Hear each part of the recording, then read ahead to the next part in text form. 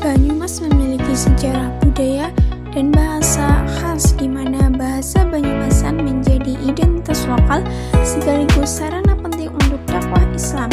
Proses Islamisasi di Banyumas berjalan damai melalui peran ulama, pesantren, dan tokoh lokal yang berhasil menggabungkan ajaran Islam dengan tradisi setempat.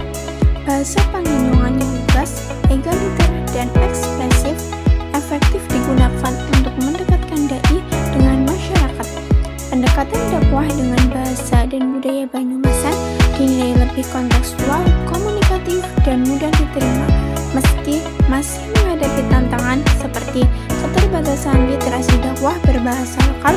Oleh karena itu, strategi dakwah berbasis bahasa Banyumasan perlu terus dikembangkan agar tetap relevan di era masuknya Islam ke Banyumas terjadi secara damai melalui jalur perdagangan sosial, pendidikan, dan budaya, sejalan dengan pola penyebaran Islam di Pulau Jawa, interaksi dengan kerajaan Majapahit, kemunduran Majapahit, serta peran Wali Songo dan Maulana Malik Ibrahim menjadi bagian dari proses Islamisasi di Banyumas. Masjid Saka Tunggal di Wangon adalah bukti awal hadirnya Islam di wilayah ini. Bahasa Banyumasan yang awalnya disebut Banyumas Kulon atau Banyumas Kel berkembang sebagai transisi dari Jawa Kuna ke Jawa Pertengahan. Meski sering dianggap hanya bahasa lisan, ditemukan banyak naskah berbahasa Banyumasan seperti Babat Banyumas dan Babat Wirasana. Sebagai sarana dakwah, bahasa Banyumasan memiliki kekuatan membangun kedekatan antara dai dan masyarakat. Karena sifatnya yang sederhana, terbuka, dan minim tingkatan bahasa, dakwah berbasis bahasa lokal dapat memperkuat pesan Islam agar lebih diterima masyarakat. Namun, dakwah dengan pendekatan bahasa dan budaya Banyumasan juga menghadapi tantangan seperti keragaman dialek, modernisasi, menurunnya minat pada budaya lokal, dan pengaruh budaya global. Untuk itu, strategi dakwah perlu adaptif, memanfaatkan media seni, teknologi digital, media sosial, serta melibatkan tokoh budaya. Dakwah Islam di Indonesia menghadapi tantangan yang kompleks karena keberagaman budaya, etnis, dan keyakinan. Keberagaman ini adalah kekayaan nasional, tetapi juga menuntut dakwah menyesuaikan diri dengan budaya setempat agar Islam diterima secara efektif. Dakwah tidak cukup hanya disampaikan secara lisan atau tulisan tanpa memahami norma dan tradisi lokal, sebab bisa menciptakan jarak antara ajaran Islam dan kehidupan masyarakat. Keberhasilan dakwah diukur dari penghayatan dan pengamalan ajaran Islam, bukan hanya jumlah pengikut. Di Banyumas, dakwah berbasis bahasa dan budaya lokal memiliki tantangan dan kekhasan tersendiri karena pengaruh kuat bahasa Banyumasan atau Ngapak dan tradisi lokal. Bahasa Ngapak mencerminkan karakter masyarakat Banyumas yang lugu, egaliter, jujur, dan tulus, dengan ciri pengucapan huruf mati dan vokal yang jelas. Dialog ini memperkaya identitas budaya dan kebudayaan masyarakat. Namun, dakwah berbasis budaya juga menghadapi kendala, seperti menyesuaikan ajaran Islam dengan tradisi yang sudah mengakar dan potensi benturan nilai.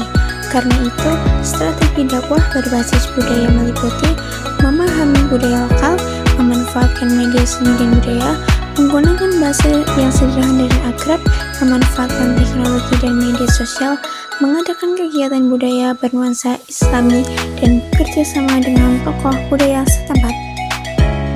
Menyebarkan dakwah di Banyumas pada era modern memerlukan strategi khusus dengan memanfaatkan bahasa Banyumasan atau Panginyongan yang dekat dengan masyarakat.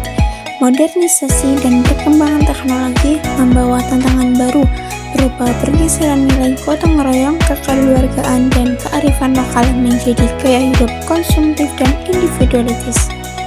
Untuk menjawab tantangan ini, dakwah harus tetap membumi dengan pendekatan budaya lokal, misalnya melalui pesan santai namun tegas, menggunakan bahasa ngapak, menjaga masyarakat, menjaga tradisi seperti gotong royong, tahlilan, pengajian kampung, serta kesenian tradisional seperti wayang kulit dan ebek.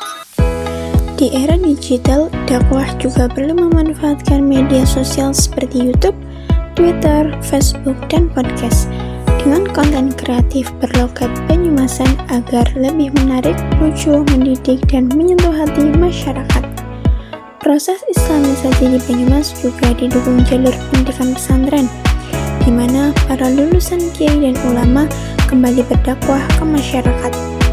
Para dai harus responsif terhadap perkembangan teknologi dan isu-isu terkini dengan tetap menjaga kearifan lokal.